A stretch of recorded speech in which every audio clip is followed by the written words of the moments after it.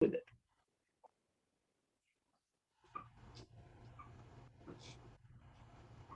Good morning, everyone. My name is Jarek. I'm the SLO coordinator from Santana College, and today's Friday SLO talk is going to be the Student Service Outcomes Assessment.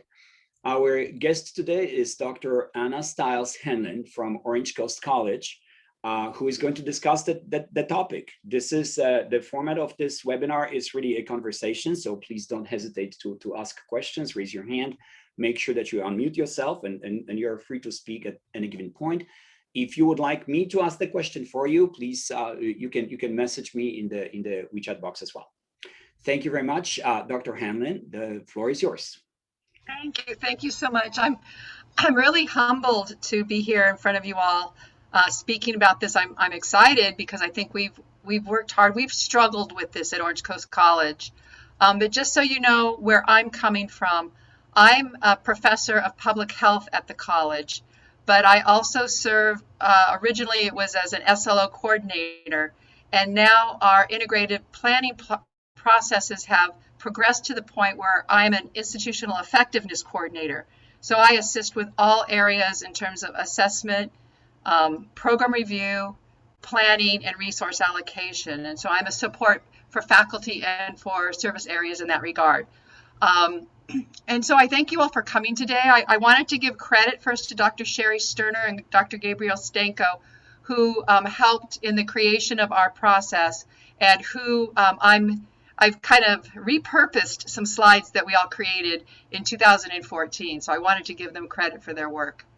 So to give you a little background on our journey in terms of outcome assessment, I believe for a lot of California community colleges, and I realize that there may be visitors with us today who are not from our system, but you may have had a similar situation where all of a sudden you got the message or the edict or whatever you want to say that you must have student learning outcomes. And so we sort of scrambled and didn't quite know what to do and what does that mean. But when you think about instruction, when you ask me what does a student, what can they do as a result of taking my class? I'm like, oh my gosh, let me tell you. And it's fairly straightforward. The same thing with completing a program. If you think about like CE programs, career education programs, it might be easier in terms of what can a student do as a result of completing their program. So with regards to writing outcome assessments and instruction, I won't say it was easy, but it was a little more straightforward in terms of applying an outcome, identifying an outcome with regards to what a student can do as a result of taking my class or completing the program. And then, of course, we had outcomes on the course level, the program level for GE and for the institution. And I'm making an assumption that you all have a similar lineage, so to speak, of outcome assessment. But I think this is pretty common across many colleges. And so because we have a program review process that is similar across all departments in our college, we also ask the support areas to come up with student learning outcomes. So this meant we're asking the bursar's office, what can students do as a result of visiting your office? Or we're asking financial aid, what can a student do as a result of completing a FAFSA form? Or in campus public safety, the majority of the students that visit there are buying parking permits, so to ask them, what can students do as a result of purchasing a parking permit? It's just, this doesn't really fit. It really wasn't meaningful to our support areas. So we thought, we really need to, assessment needs to be meaningful, or it's just a painful act. It's a painful process that is more than I used to have to do. So we looked for ways to make them more meaningful. And just to give you some background on Orange Coast College, we're in Costa Mesa, California. We were established in 1947. We have 72 academic majors and 121 academic degrees. So we're a fairly large institution. You can see in terms of our employees, we have 271 full-time faculty and 523 part-time faculty. So a fairly large faculty population. But then you can see there's a lot of contract staff. We have a lot of hourly, and then the managers. So when we looked at outcome assessment, the top two bullets were taken care of. And although we had to mature in our processes for instructional student learning outcomes, course, program, etc., it left the rest, the contract staff, the managers struggling with trying to make meaning out of this. All right, so I'm going to try here. I need to actually start my PowerPoint, I think, and so I'm not sure what it's going to do. Oh, good for me. All right, so to give you an idea of what we have at Orange Coast College, we do have a full cadre of student services. I think probably most of us have counseling and DSPS. We have a lot of special programs like EOPS, TOPS, foster youth, equity programs. We have a food pantry, technology support for our students. So our students' services is very broad, a lot of outreach. We have the financial aid, student health, bookstore, Title IX. Something that's new for us at Orange Coast College is we now have student housing on our campus. Our student housing is, there's over 800 beds. And so that is something that's fairly unique, at least in California, to community colleges. I know other community colleges across the country have already had student housing, but it's something that's new for us. So we have a full assembly of student services, but then we also have administrative services. And they have to care for 164 acres and 78 buildings. And some of these buildings are real specialty buildings. So for example, and I'm sure your campuses have similar specialty facilities, but we have an art gallery. We actually have a planetarium. We have a recycling center. I think we were the first college in the country to establish a recycling center back in the 70s. We have aquariums. We actually have a waterfront campus in Newport Beach where we have maritime programs, professional mariners. We have an intercollegiate men and women's crew. We have a sailing center, charter operations. So our administrative services, which is also a unit, a wing that completes assessment, completes program review, completes planning, and asks for resources, has a variety and a very diverse collection of facilities and operations. So why are we doing this? Because when I talked about in the beginning that for instruction, SLO assessment wasn't necessarily easy at first because it was something new, a different way to think about things, but still at the end of the day, it made sense. I could do it. So if that's the case, and this isn't required by anyone, why would I do this? Why would we have our support services do this? And if you think about the different facilities that we have this is our brand new aquatic center, open last April, have not been able to be in my office over there yet, but can't wait. Our aquariums, this is our student housing, this is our sailing center. So with this collection of facilities, collection of programs, here's a list from our website I took this morning of all of the different student services resources that we currently provide. Why should we do this? It looks like they're already pretty busy. Well, the reason we do this, at least from our perspective at Orange Coast College, is to provide some evidence that your support area's work is effective and where there is need for improvement. So the same reason that we do assessment in our classes, we want to find out where our teaching is effective and what we need to do to improve our teaching. It's the same thing with our support areas. If you don't do assessment, you don't know what's working. You don't know what's not working. You don't know what you need to improve. And then that will feed into resource allocation down the line. We incorporate these findings into program review.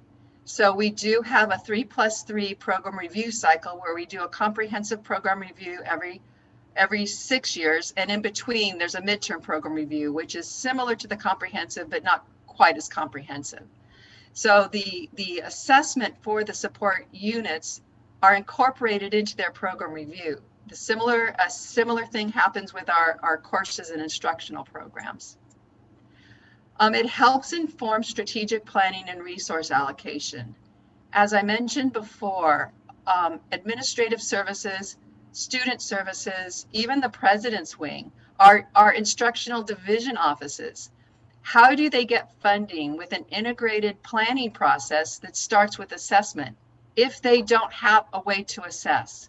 So for us, we have a parallel set of processes across the institution that provide for assessment of the unit that feeds into program review. And program review is where we develop our strategic plans for our areas, and then that can inform resource allocation. And then also it provides evidence that support areas work supports the mission of the college. And for me, I played with moving this one to the top because I think this is the key area for me in terms of accreditation, in terms of the work of our support areas.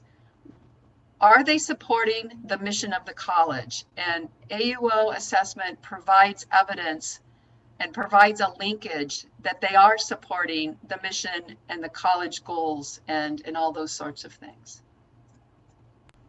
So what I thought I'd do now is kind of give you a rundown of what we've developed at Orange Coast College, knowing that some of your colleges may already have something similar, and you might call it, instead of an administrative unit outcome, maybe you call it a student services outcome or a support services outcome. But this is what we have developed. We've been using it now for 6 years. We're still, I think that the process has matured, but if you've been in assessment processes for any time, you know that there's a maturation of your processes. As people start to use them and you find out where they need more support or what works or what doesn't, you tend to mature your processes. So our process is fairly mature, but still maturing is where I'll place it. So at Orange Coast College, we have what we call administrative unit outcomes. And these are statements that replace a learning outcome. And then we have what we call key performance indicators. And these are the method of assessment, the data collection. So our AUO statements are the equivalent statement for instruction for courses and programs, I actually should say, is a CSLO. We have AUO statements instead. And then for my CSLOs, I have a method of assessment. It might be a project or, I don't know, embedded questions, a group assignment. For AUO statements, we have what we call key performance indicators. And this is where the area will do data collection. Now, something that is a little different for us in terms of AUOs and CSLOs, actual assessment and data collection, is that generally speaking, as a course level student learning outcome, faculty will choose to have one method of assessment. So they might have some kind of a project, and it's one project, and they have the students do the project, and then they score it on a rubric, and they determine if they met the outcome or not. With AUOs, you'll find that you might have multiple measures for a single AUO. And I'll show you what we're talking about as we go forward. But this is the basic outline. It is parallel with our CSLO processes. And also, before I forget to mention, let me just go forward. Okay, so we have them close the loop. And then also, these align with the college goals.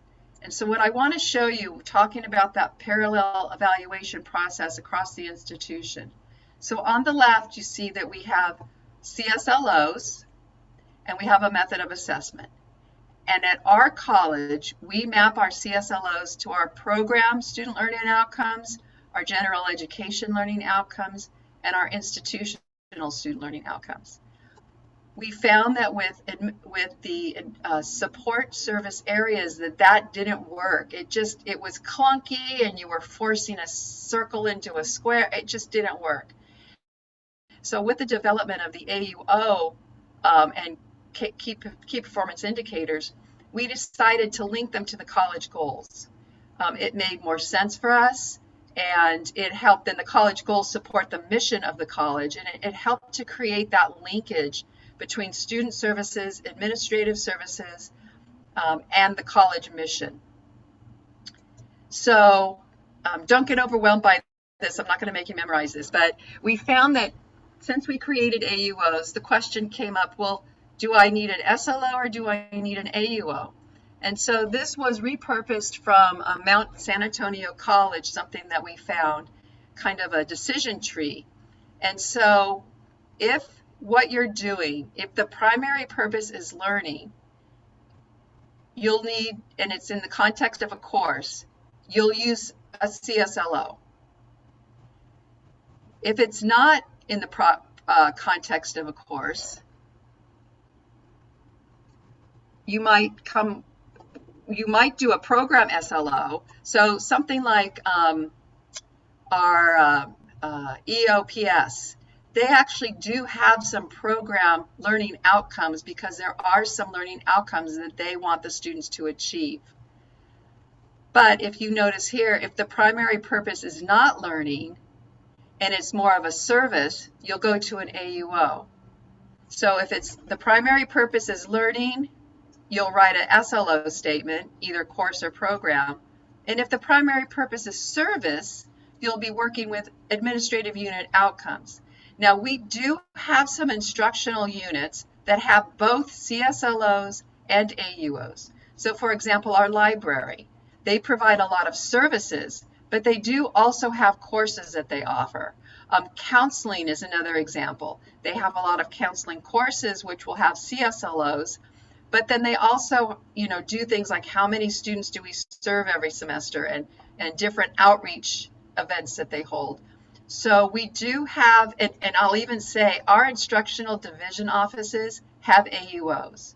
So we're looking to see if our services are supporting the mission of the college. Anna, could I please ask a question? Sorry, this is absolutely. And I forgot to say, just barge in if there's a question, because I'm actually not able to monitor the chat very efficiently. So I would appreciate it if you do that.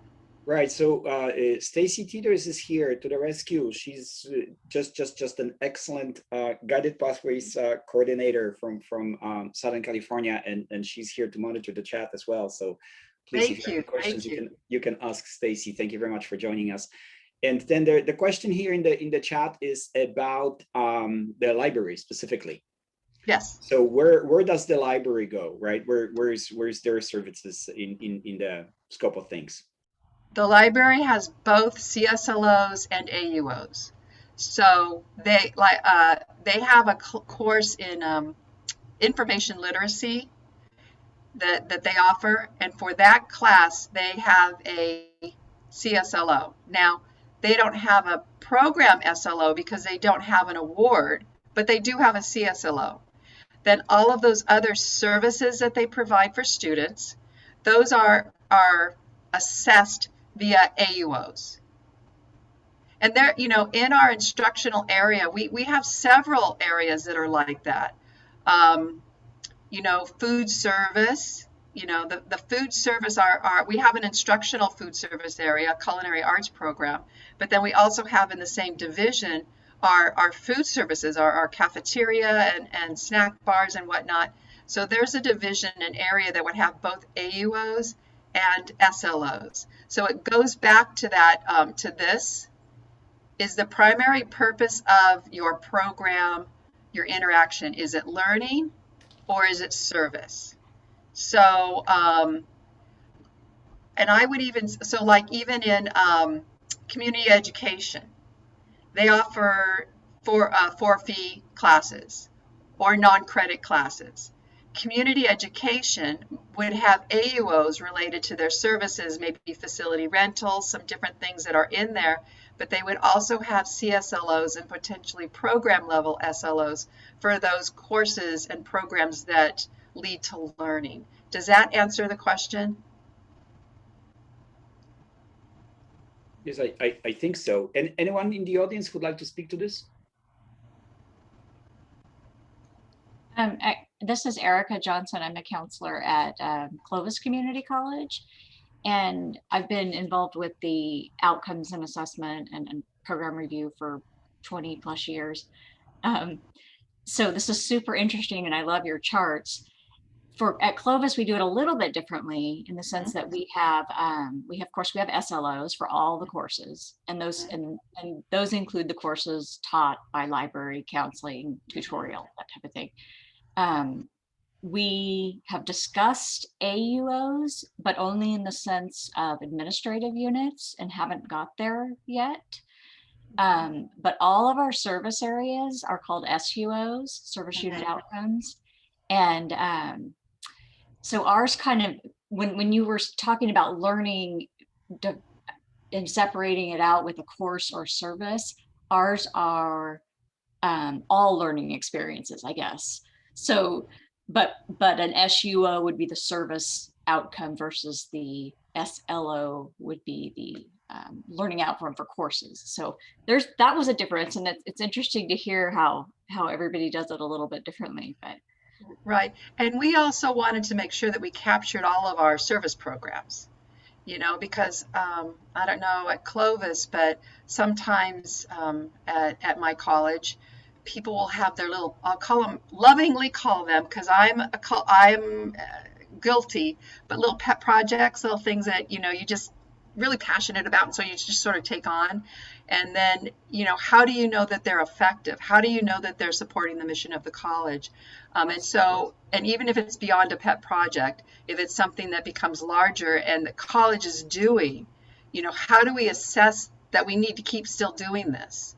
Absolutely. And so that's where for us, we've institutionalized that all of our service programs will have AUOs, so that, and another thing too is I think for the staff, and let me just back up my boat for just a moment.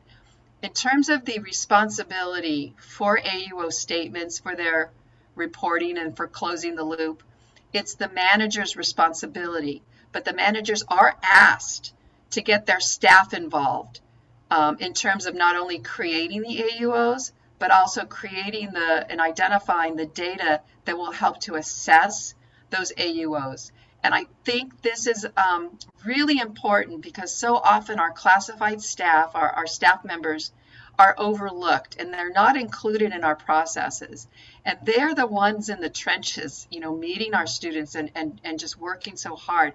So I think for us, the process also creates a collegial process where all voices are valued and heard. And the other thing too is that in terms of the data collection, it's often the staff members that are collecting the data, be it, head counts or satisfaction surveys or however it's determined that you measure the AUO. So, but that's great you're doing that at Clovis. Yeah, and I mean, we're on the same thought process. We have several years ago, we hired an SUO coordinator, which I've been doing that for many years. And so I am the person that connects with every lead in every service area every semester to go over, their assessment, what were their goals last time, reporting, all that kind of stuff. So I completely agree, because it does get kind of left out if it's not a focus, I guess. Right. And again, on this next slide, I'll show you, this is our assessment plan for AUO, or our cycle, I should say, for AUO assessment. So first they would start with looking at their mission, because if we're saying that this assessment process is looking at how the organization or the program, the support service, is supporting the mission of the college, let's look at the department's mission, because generally speaking, at least at my college, when departments write missions, we already tie them to the mission of the college. And so what we've done is we have the departments write their statements, which are answering the question, how will you know you are accomplishing the mission? Excuse me, I'm sorry. So they write their statements, and then they determine the measures, the key performance indicators. They identify what data will demonstrate that you're meeting that outcome. And once these are done, it's kind of like with CSLOs. If there's not a huge change, they can just roll these over each cycle. It's this creating the assessment plan. How will and when will you collect the data? It's collecting that data just the same way with CSLOs. And then they analyze their data, and then they close the loop. So the process for the AUO assessment, the cycle for it, mirrors exactly our assessment process for CSLOs. And as a person in public health, and to my other colleagues out there who are in public health, we're all about assessment. This is your basic assessment cycle, right? You come up with what you're going to do, how you're going to do it, you collect the data, you find out if you did what you said you were going to do, and if you didn't, you figure out how to fix it for the next go around. And so this is what we're doing with this AUO cycle. And again, this all then feeds into program review. So it's not like this is an isolated process that they just do to check it off the box, because those just make me want to scream. Those kinds of processes, we're all way too busy. And every moment I have to do some silly, useless process, that's time away from students, right? That's either time away from my students or time away from my family. And I am on that downhill side of life where every moment is super, super precious, and a second lost doing an assessment is a second I will never get back. So I think that and especially with COVID, we're all so tired, and we've been working so hard in this two-dimensional world. So the point being is that these do continue up the process, so to speak. They go into program review, and in truth, if you assess your AUO and you determine that you're not meeting the AUO because of resources, these can actually key a resource request. So this is something that is meaningful, and it is something that's embedded into our integrated planning processes. Thank you so much for sharing that, Anna. We've had a very active chat during this portion of the conversations. I wanted to bring up one question, and I think you're actually kind of leading into it here regarding program review from Alex. In terms of SAO and SLO in one program, how is that documented within program review, since instruction program review structure is different than student services structure? That's a great question. What we've done with our program review is that the structures are slightly different. We try to sort of mirror them so that they're similar, but you're right, they can't be identical. They're different animals.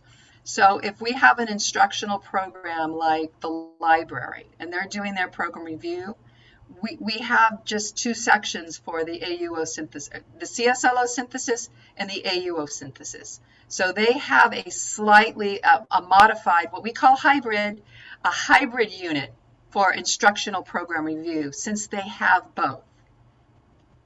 And at Clovis, we're doing the exact same thing. We have a hybrid. We created an entirely new, we call it our up planning instead of program review, because it's for units and programs. And we have, I think, 5 different templates, and one of them is the hybrid for support service / hybrid. So same type.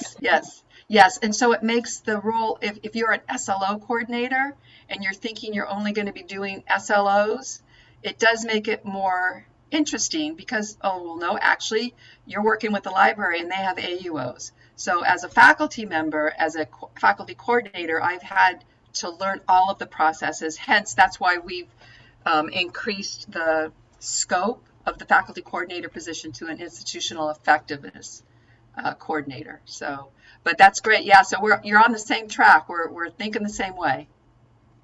So Alex, I hope that answered your question. We just insert into the instructional program review an area for that AUO synthesis. Also related to this, we have, sorry, Anna. No, go ahead. We also had a really great comment from Andrea, sorry, if whichever one, hopefully I got one of them correct.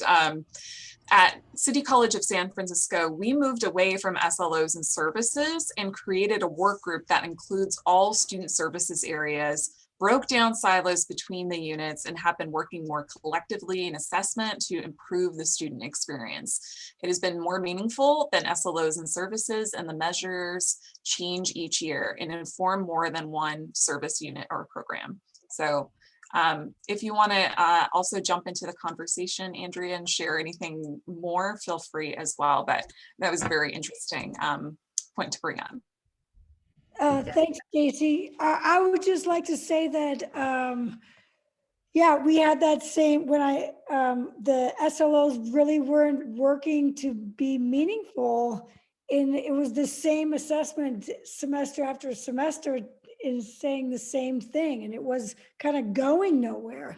And so having a work group that includes people from all of the different service units, and we've now broken them down into clusters of direct services, counseling, and student success programs. And so we all meet collectively in one big work group, and then we have breakout sessions. And it's really been a much more meaningful process for us in discussing how, because all of them connect to that student experience. It evolves every year, but it's been great. Yeah, thank you for sharing that. I think it also shows, that's wonderful that San Francisco City College is finding ways that work best for your student population and for what you do. Because I think that's what's so great even about our accreditation process, that they allow us to meet the standards in a way that best serves our students and helps us meet our mission.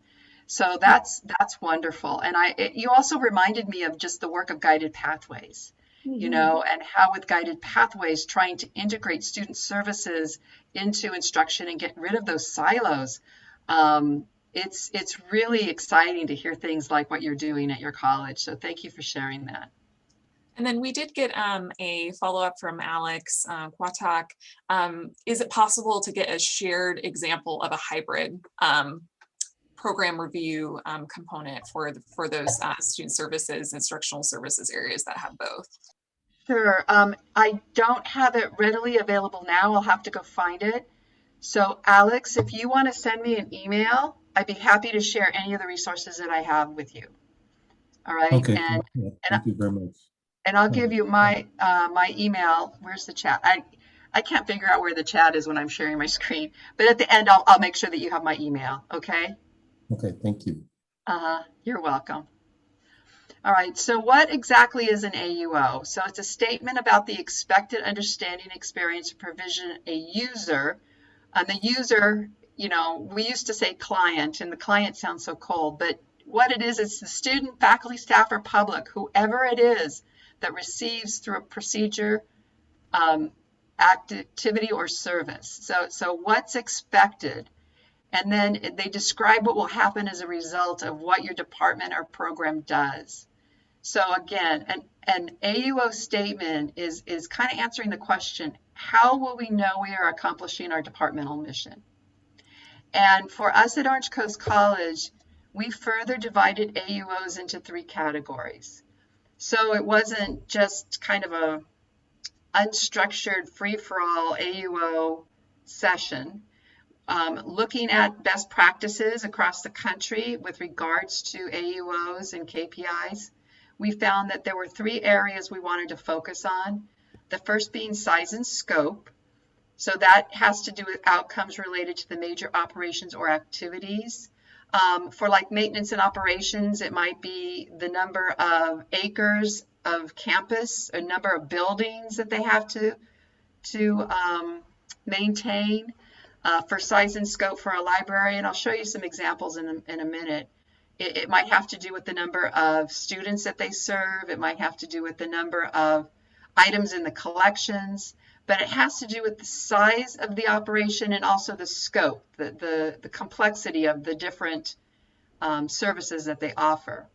The second one has to do with effectiveness. So this is related to quality or impact. Often this is measured through satisfaction surveys and feedback from the users. And then the third one is efficiency. So this is related to the level of service or revenue that you generate in relationship maybe to a given amount of time or maybe amount of resources. So something like the turnaround time of an IT request, or how long it takes to process certain forms in, admissions and records. Those might be measures of efficiency. So I promised you a few examples of some AUOs. Here's an example for size and scope. It may be in a public relations and marketing department. So students, faculty, and staff will have access to timely information through a variety of electronic and print publications that provide information about college programs, services, news, events, and governance activities. You'll notice that this is really broad and overarching. So you can see where it's probably going to be necessary to have a number of key performance indicators measuring this AUO. And that's fine. That's what we do. We have multiple measures for AUOs. In terms of effectiveness, here might be one for personnel services. The campus constituents will report that they are satisfied with the accessibility and availability of information about personnel resources. So this has to do with how happy, how satisfied people are, how available they perceive resources to be, how accessible they are. So this has to do with how effective and assuming that personnel services has determined that their resources are a key component to their service. They've decided maybe to make this their effectiveness AUO. And then maybe in research, the Office of Institutional Research will maintain appropriate workload to staff ratios by function to maintain established timelines data as required for college processes. So I'm sure in your research or institutional effectiveness offices or your PI or whatever we call them, they produce a lot of data to support our processes. Not only research for AB 705, but disaggregated data for your program review. They may support your SLO AUO assessment.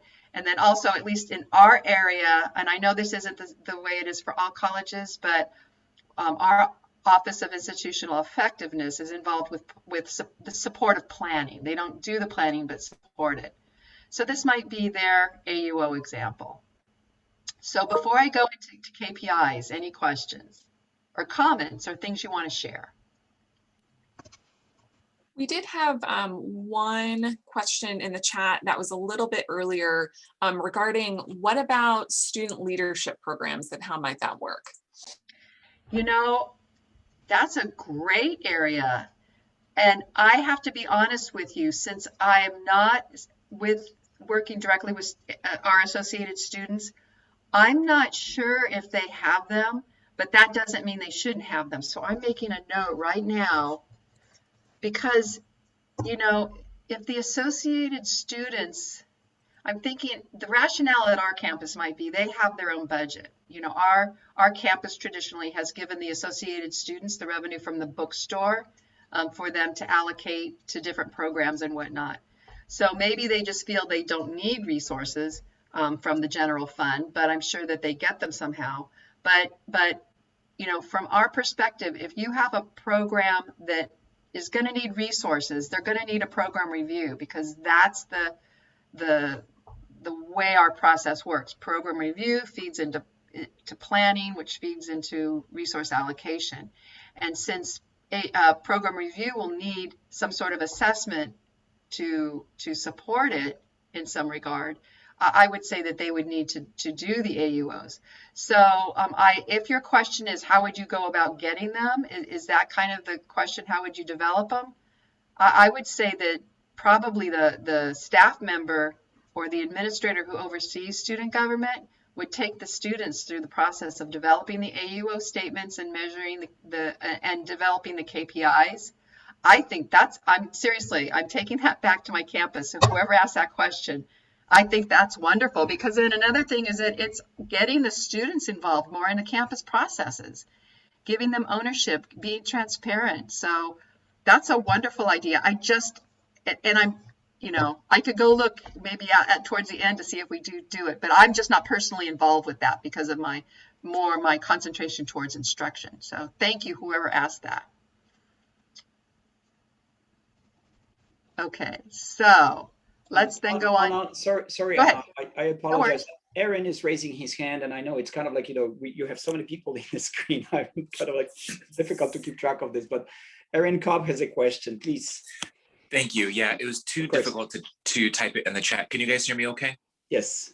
Okay, so my question is, I'm curious, how are you guys handling surveying your students? I fear that we are over surveying our students, asking a lot of questions. They're going to get survey burnout. So I'd be curious to hear how people are handling that, how they're tracking it across all the different service areas and program reviews.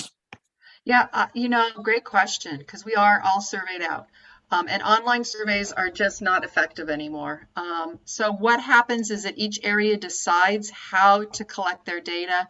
And actually, I'll be honest with you, sometimes you think, oh, this would be a great metric to measure this KPI or to measure this AUO. And in talking, you find out it's just not possible to get that data. So you have to go figure out something else. But to answer your question, each area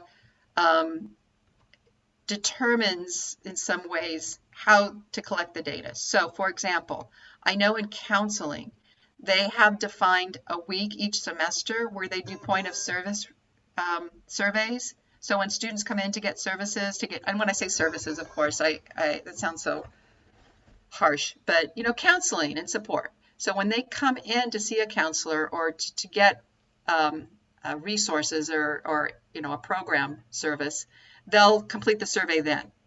We also have, every 2 years, we do the SESI, and the SESI allows you to have additional questions.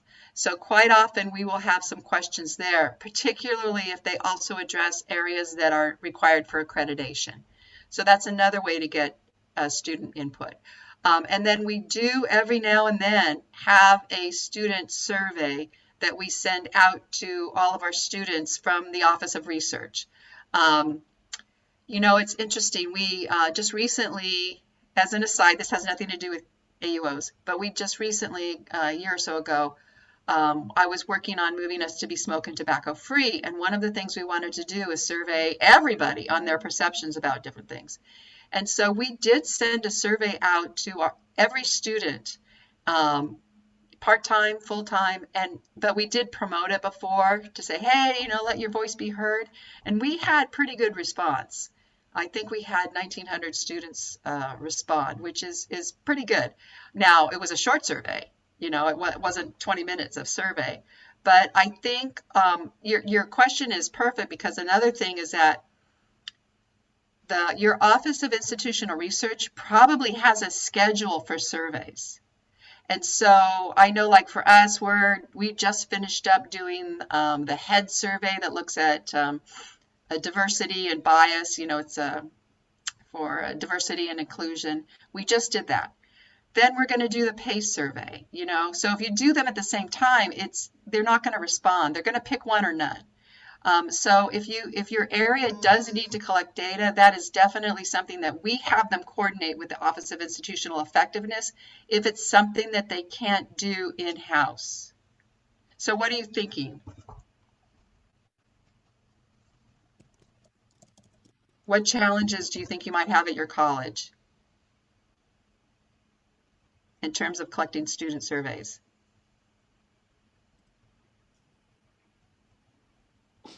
So Anna, from my experience, if I may, I don't know if Aaron, would you like to continue?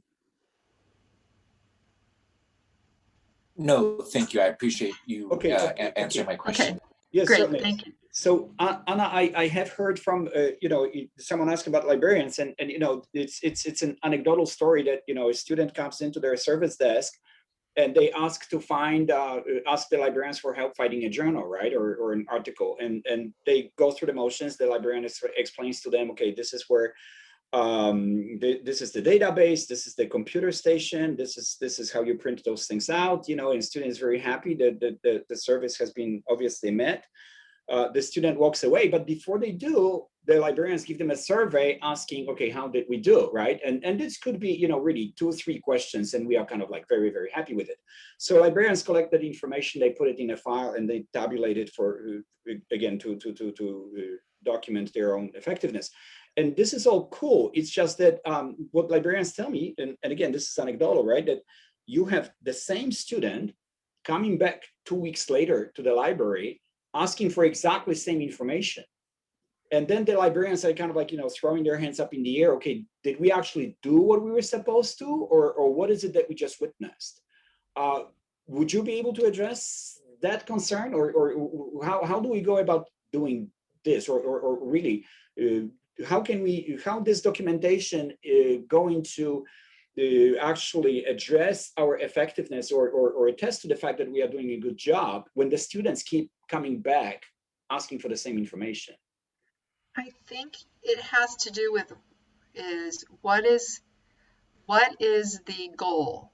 Because I'm thinking, what's the intention? Because when I hear that, I think if the intention was that students only come to the resource library once, if they only come once, then yeah, they're not meeting their goal. But maybe I could also view that as a really good thing, that, oh my gosh, this student is coming back to ask for help again, right? So I think that in that situation, the librarians would have to talk to say, do we want students to come back again? And if the answer is no, then they would probably need to include in their survey, have you sought this, have you used this service before, kind of a thing, to make sure that then they could look at their data to see if students are coming back repeatedly for the same service. And then if they are, and that's really not their goal, they're trying to make students self-sufficient in their ability to find their journals, let's say, then they're going to need to figure out why, and not blame the students, first of all. It's probably because maybe by doing it, maybe when they go get the journals for the students the first time, they should take the student with them and say, this is how you do it. I don't know, but I think it depends upon what your objective is. What is it that you're trying to measure? And so that's where that conversation about KPIs, is important. Because, just throwing a survey out there and collecting tallies is not meaningful. And we all know that. We've all written surveys. When we wrote it, we thought, oh, this would be interesting to know this. And we ask the people the question and we get the data back and we're like, oh, wait, it doesn't really do anything. It doesn't move me forward. So I think this is also where working with your research office, because I'm not real good. I'll be honest with you. I'm not the best at writing survey questions. They're really good at it. So, working with your research office, and I don't know what the relationship is for your college, but, even if you wrote survey questions and sat down with them and said, do you think this will get out of the students what I want to get out so that we can move forward? That would be my recommendation. But I think it depends upon what the outcome, what is it that you want the students to do? Thank you for sharing. We've had a very active chat. Yay! Whole conversation. Wonderful. There was some follow-up about reliability and validity of survey questions, but I think you bring up a really good point of go to the experts on your campus to get assistance with that. And they can probably help to support and design very robust surveys to get you what you need. We also did have a question about how is the process of assessing students? Does the assessment, or do the assessment questions go through and get approved by IR and planning? So there's just a robust discussion going on, people sharing their information, but out of curiosity, it sounds like that might be the case at your institution, or? We don't have a formalized process, so I think that will depend upon your institution. If your institution does not want a department asking a question of a student, and of course, I'm assuming that it's not an individual staff member who's coming up with a survey to give out to students. This is under the guidance of the manager, whoever's there. And they're going to also be key in terms of making sure that we follow college processes. Because I don't assume a staff member knows all of the processes, way up here in terms of research survey questions. So that's where I would say make sure that they, again, this is being led by the administrator. And so if the staff members say, hey, a survey would really be helpful, and they draft the questions, I'm going to assume that the administrator, and that's an assumption, would know what the process is. At our institution, I know that there are some departments that just create surveys and do the surveys, and it hasn't been a problem. We also have some that come to our research office and really, really rely on them. So I guess it just depends upon your campus. Thank you. We also had some people share some strategies in the chat as well, like using iPads outside of the student services areas to get immediate feedback in a kind of a low pressure environment, especially if the service member walks away, and then allows the student to then and there be able to quickly respond to some quick feedback items. So thank you, Sam in the chat, and Erica for sharing those techniques as well. Yeah, I agree. An iPad, I get to push buttons. It's great.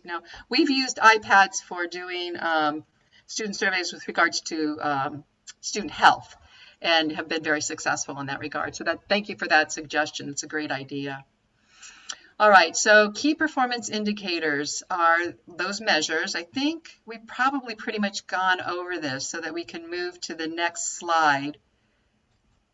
In terms of just some examples within the 3 different categories for AUOs. So if we're looking at size and scope, things like head counts of students, how many projects or it says paperwork processed, but how many requests were processed. So, or for maintenance and operations, again, it could be the number of programs, the number of services. So in student services, we have this whole list of services, of different programs. Maybe it's the complexity of services provided by your department. That could be included in size and scope. Again, then effectiveness is a measure of output quality. And so this a lot of times is satisfaction with the service, retention rates of students, and certain programs like EOPS and TOPS, they actually are, their goal is one of their goals is to improve retention of their students. And so they'll actually look at retention rates of students in their program as a measure of quality. So again, it all depends upon the program and what measure is going to be meaningful to them. It doesn't have to be a satisfaction survey. And then efficiency. Now, I'll be honest with you, this is the one most areas struggle with, because a lot of times it's a ratio. So how much work do you get done versus how many people you have in the department? But it could also be measures of how long it takes to process something, right? So I had indicated before, if you have an IT request, a service request, what's the average wait time before people get serviced? And if it's 2 months for me to get a new browser or something put on my computer, I think as the manager, I would be saying that is a great evidence that we need more people. We need more human resources. So I think that I know that this assessment is meaningful because it provides evidence for where we're falling down or where we can improve maybe, and then also giving us the opportunity to identify ways to remedy. And it may or may not be human resources. It may or may not be anything that costs money. It might just be to rethink how we're doing it. So that's another thing that we try to get across, is that when you write a planning strategy, it isn't always going to end up that you need money to implement. Okay. And I can So ask yeah, I'm sorry, about your categories. I love how that's organized, and it helps me kind of categorize, what might be expected. But do you have, for your service areas, do each of the service areas have an SU or AUO for each of those categories, or is it just some suggestions? No, we ask them to have one to cover each category. Oh, that's really, and they can have more than one if they want. Yeah. But, people are, how many SLOs do I need for my course? And if you say 3, they give you 3. So we say at least 1, but we do have areas that have multiple size and scope or multiple, whatever. So, but yes, to answer your question, we do require them, 1 in each area. Thank you. All right. So again, I think that this is, again, just more examples of size and scope, some examples for some KPIs. If you're in community services, you might have monthly service this could even be if you have, like in the theater department, if you have a separate theater operation, maybe it's the number of tickets sold. So size and scope. Again, here's some examples of effectiveness. Percentage of campus constituents highly satisfied with services. And I know like in our campus public safety area, they do send out an employee survey every 2 years in terms of satisfaction. And again, they coordinate that with the Office of Institutional Effectiveness to make sure it's not going out the same time some other surveys going out. I think we found that that's kind of key. Average age of currently open work orders, service tickets, average number of clients, suggestions for improvement. So maybe you have a suggestion box, and maybe the number of suggestions you get, I mean, that could be an effectiveness KPI, right? This year we had 200 suggestions for improvement, and the next year we had 2. That's definitely showing progress. And there's the assumption that we have integrity, that it's just not like, well, we didn't put the box out that year or something like that. And then sorry, Anna. We also had a follow-up that might be really applicable right here from John. Any thoughts on district office SUOs? So customers are directly staff and not students. So finding it difficult to identify metrics to align with student success. Oh my gosh, that is a whole nother Friday talk. Because I think, at least my experience, is that our district office, so are you talking about a district office for a multi-college district? Yes, you said. Okay. I mean, they're like over there, I have no purview over what they do, but I think it's a great idea. I mean, why not have the district office also have some kind of an AUO or SUO to address how they're serving students?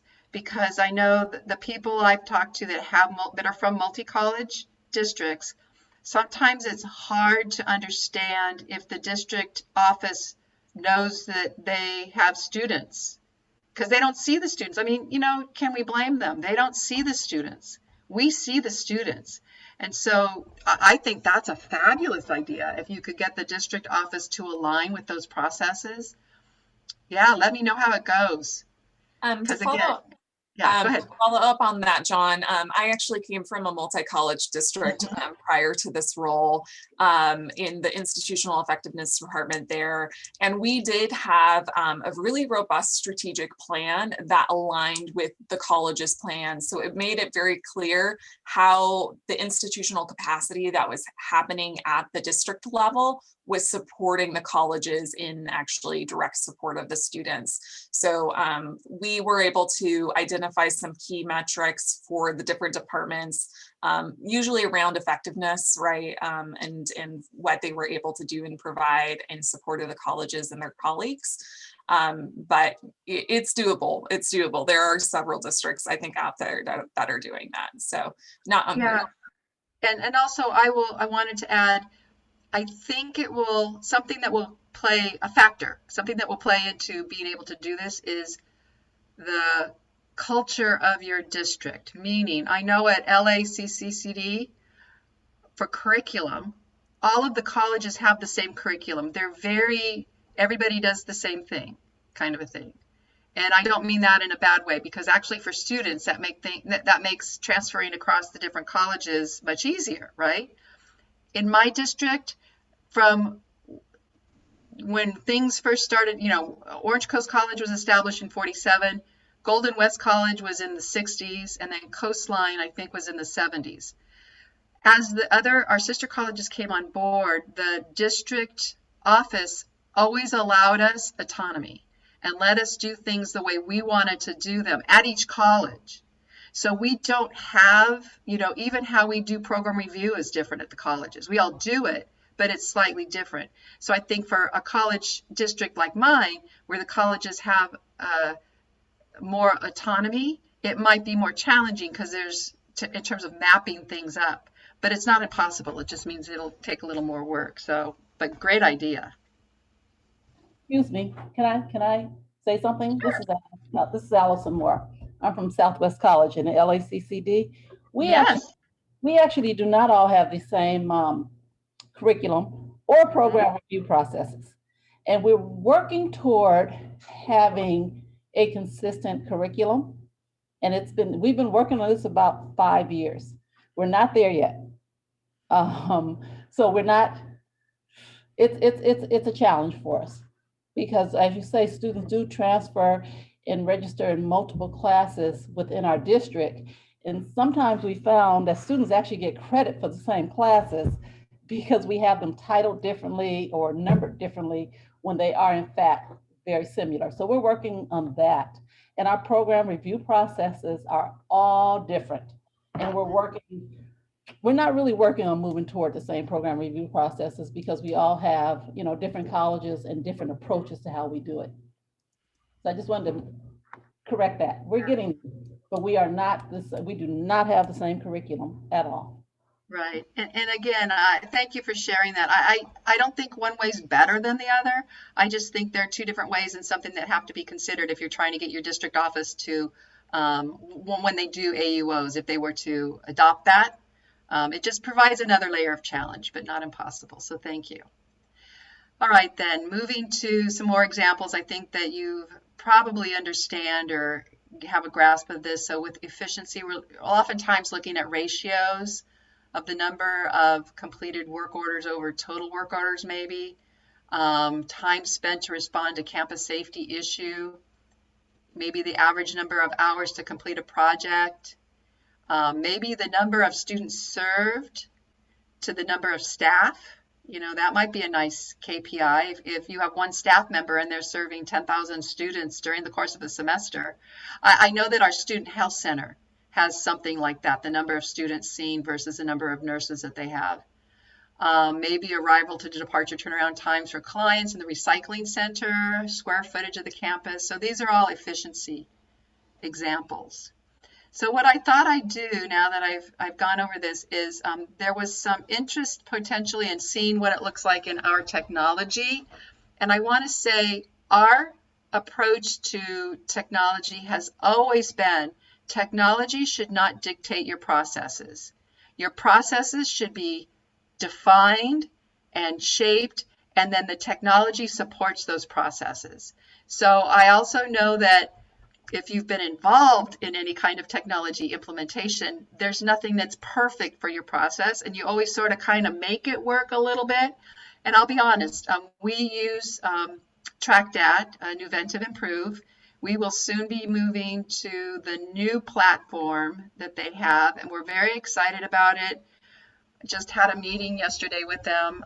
It has a full text editor so that when we do our program review, faculty members can, cut and paste their charts or whatever. So, if your college is looking, if they have some money, I don't know. But I'm pretty excited about it. Not that I don't work for TrackDat or anything like that.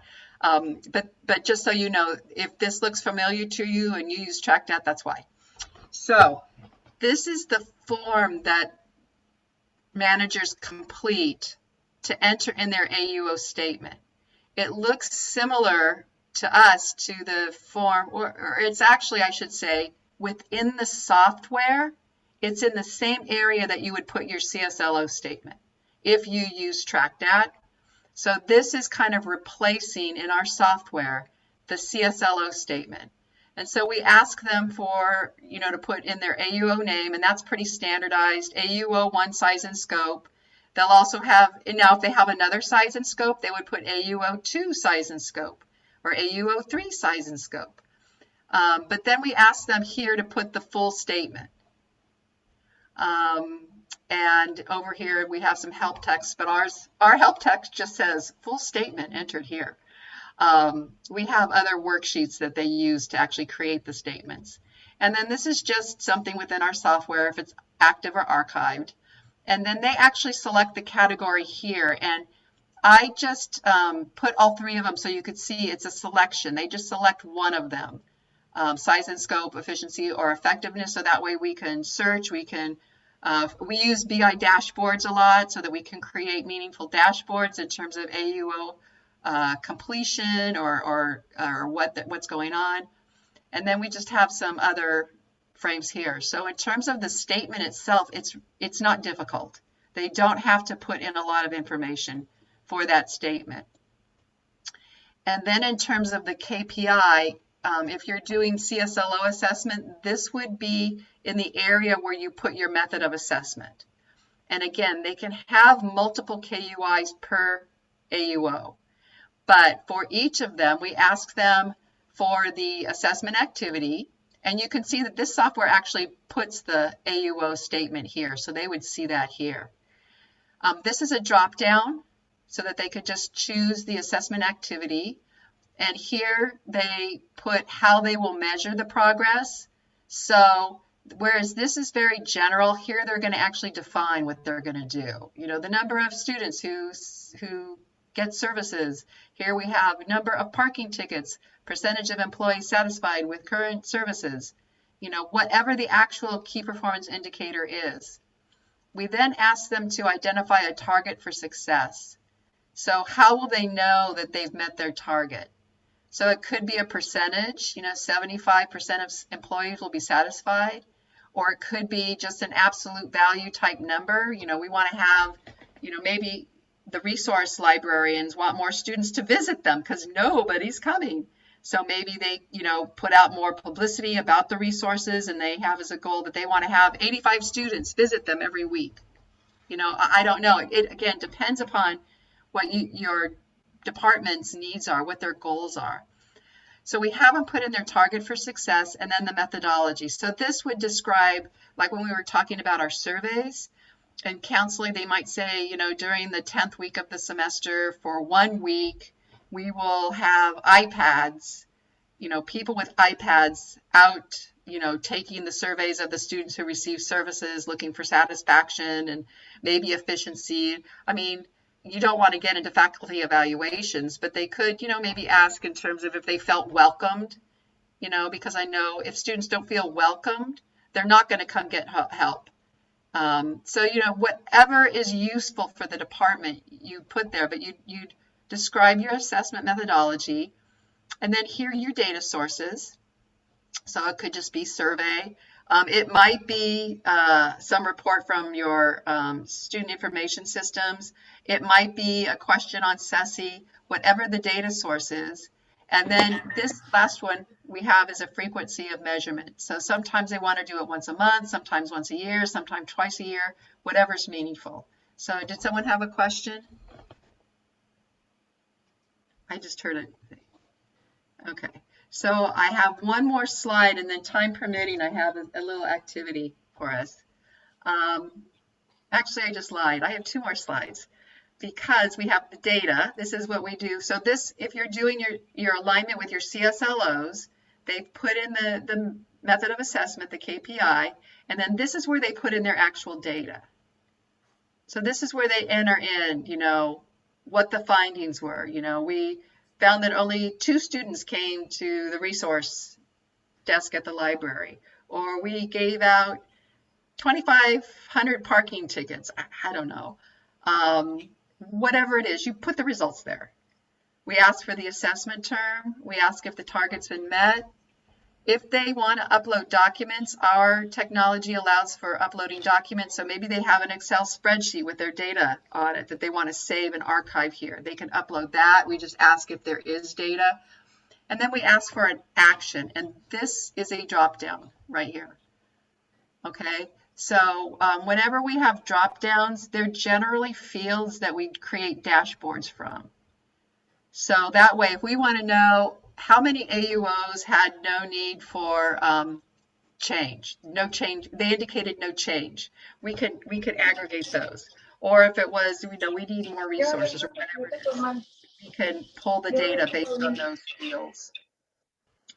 And then lastly, as with CSLO assessment, they have to close the loop.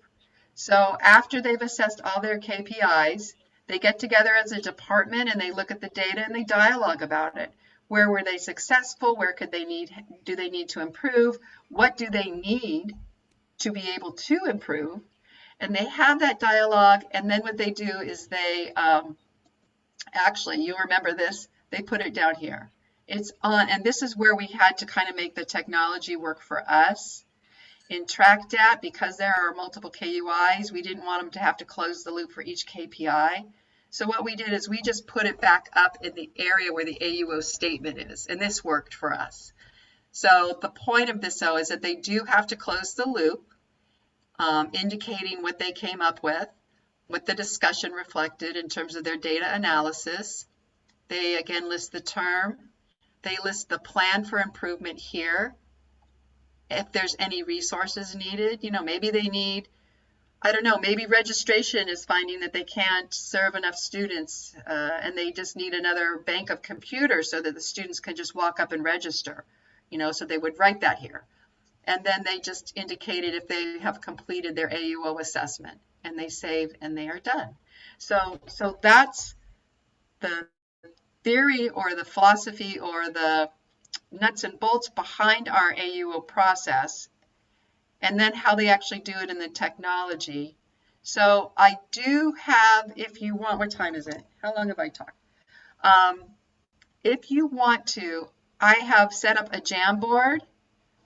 We could, and I actually went to Princeton University. And are you now seeing the Let's Practice Princeton? Is that what you're seeing, Stacy? If you want, we could kind of like maybe work through one together. This is the mission statement for Princeton's public safety area. And what I thought we might be able to do, if I can figure out where my chat is on here, I could put my Jamboard.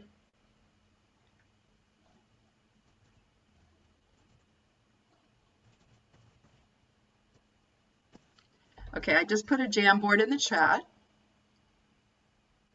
And so what I thought we could do is maybe look at this and each kind of in our own spaces, come up with an AUO statement and decide if you want to do size and scope, if you want to do effectiveness or efficiency. And then I think, let me do this new share.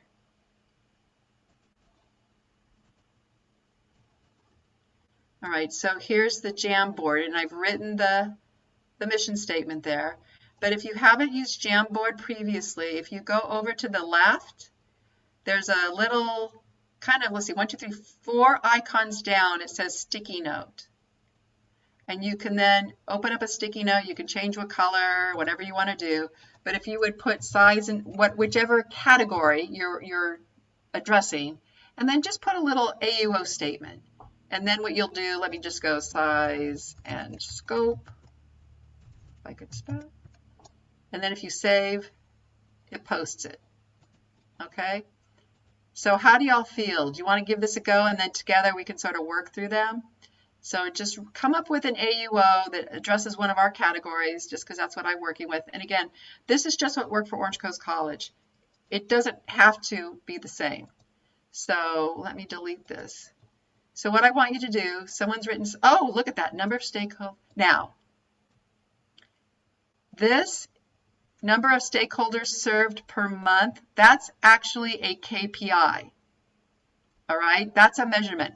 What we want is to identify the AUO. So let me go back to this slide that says what an AUO is.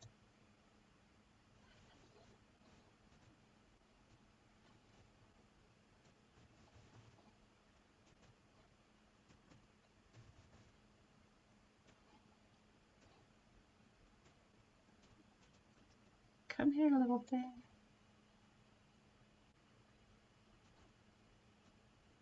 So in terms of what an AUO is, and I know I can make this bigger. Maybe that's too big. An AUO is a statement about the expected understanding, experience, or provision a user receives through a procedure or activity or service. Ah, there you go. Students will report, or even, you could even go broader. You could say all visitors of Princeton University will feel comfortable and safe, comfortable in their safety while on campus, right? Because if you look at their mission, that's in there. So let's get a few more. This one, the size and scope. So whoever put this, if you will give us a size and scope. go ahead and just, you edit it like this, and then you can edit it. That'd be great. Okay. This one will be for the library. Can we stick with public safety for now? I mean, it's fine. Visitors of Princeton University will feel safe, secure, and comfortable while on campus. Okay. See how that's pretty broad? An AUO statement, the way that we approach it is they are broad. Whereas this SLO, we're really in the weeds, nitty kind of, sort of. Students will be able, okay. The one that says here, students will be able to access emergency information. Why don't we make that everyone? Faculty, staff, and students will, because this has to do with them being aware of what to do if there's an emergency, right? So you could make it even broader than that.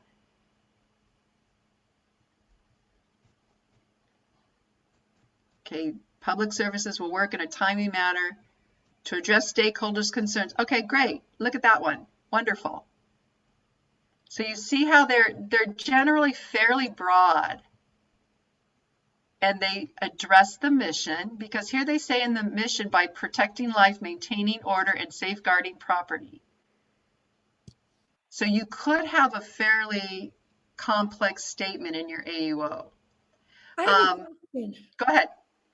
So I was thinking that the size and scope, effectiveness, and efficiency were referring to the KPIs, but do they also refer to the AUOs? Yes, absolutely. You want to have an AUO that refers to the size and scope? That's, Yeah. I don't understand that. Let me see. When we were looking at our, let me share this screen. So are you seeing the example AUO for public relations marketing on the screen now? So Yes. this is an example of size and scope, possibly for public relations and marketing department on campus. So for size and scope, it's addressing the complexity of the department. That would be scope. Potentially also the size of the department. So here we have students, faculty, and staff will have access to timely information through a variety of electronic and print publications that provide information about college programs, services, news, events, and governance activities. And I'm assuming you can see that slide. I'm sharing the right screen.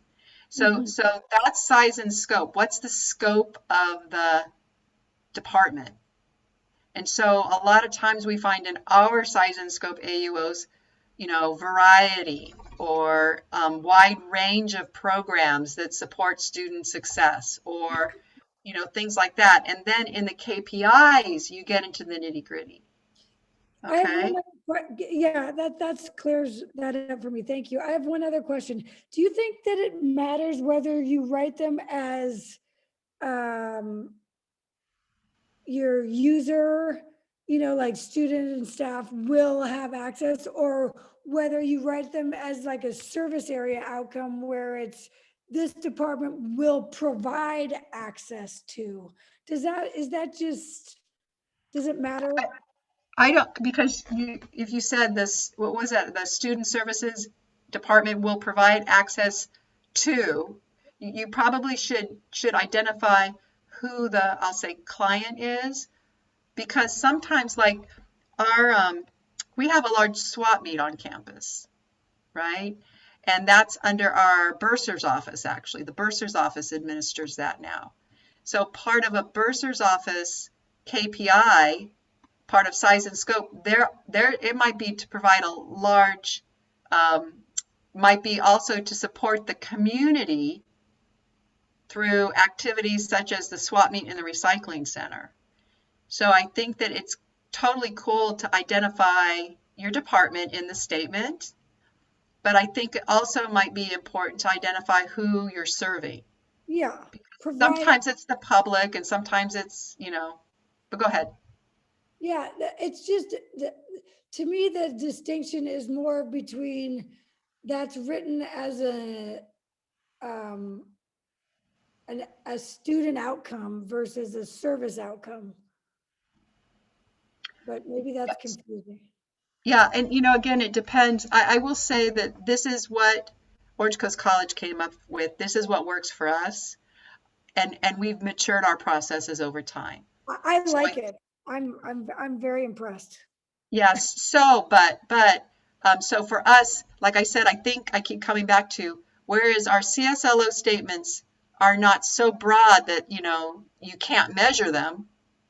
AUO statements, because they have multiple key performance indicators measuring them, can be broader and more general, a variety of electronic and print publications. If that were an objective, I'd be going, wait, be more specific. We get more specific in our KPIs. Yeah, all right. We do the same. Yeah. All right. So this one, upon receiving emergency calls, officers will respond within 3 minutes. I think this is getting more into measurement. The AUO statement really doesn't have much information about how you're going to measure it. It's a statement about an expected understanding about the experience or the provision, the service that someone will receive, or the service provided by the area. So stakeholders and visitor victims. Let me make this a little bigger because I like it. Wait, I want to see this one. It's fun. This is a fun Jamboard because these things keep moving around. Great. Effectiveness. That's great. I love it. Okay, so last thing. Oops. Stacy, what are you guys seeing right now on your screen? We're seeing a few windows being scrolled through. Yeah, it was like you're all getting stomach sick. All right, so let's go to the second one. Now you can write your KPIs. Thinking about these different AUOs that you've written here. If you go on the top of the Jamboard, there's a little caret that points to the right. If you select that, it'll move you to another page.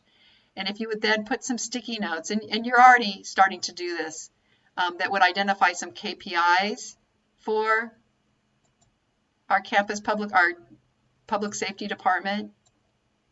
Let's start filling this Jamboard.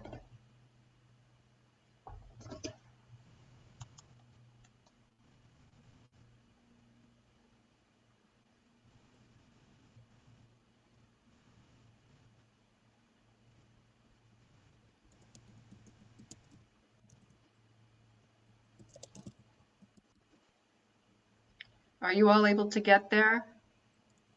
Are you all just shy? It's too close to lunch. I mean, if you don't feel that we want to continue with this, that's totally fine. It does not hurt my feelings in any way. But I just wanted to make sure that I provided you the information that you wanted. So just give me some feedback. Oh, there you go. And actually the KPI, I will say, would be the response time on emergency calls. And what you've written here, the 3 minutes, that would be your target, right? Because remember how we have that they have a target. So then what you would do is the KPI would be response time on emergency calls. The goal is 3 minutes or less. And then you take your data to find out if you met that goal. Oh, what's this one?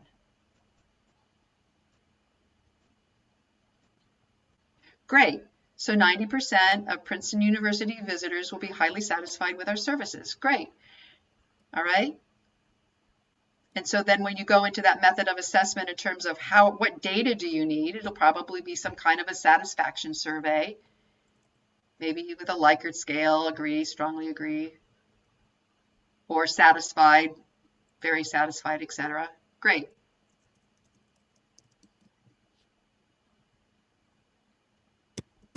Okay, Jarek, what I can do now is I'll turn it over to you to let you drive. Let me stop sharing. I think, I believe they are getting the gist of this. Yeah, I And think we are hope fine. Absolutely. hopefully what would make me really happy is just, and I'm sure this is what you'll do, is you have to figure out how it works for your campus, for your campus's culture, for your mission, for your processes, because it shouldn't just be one more thing to do. It needs to be something that supports your other processes. So with that, I'll turn it back over to Dr. Janio. Thank you. Thank you very much, Anna. This was really very informative. I will go ahead and stop the recording at this time, and maybe if there are some remaining questions, we can go ahead and entertain those as well. So thank you very much. Let me see.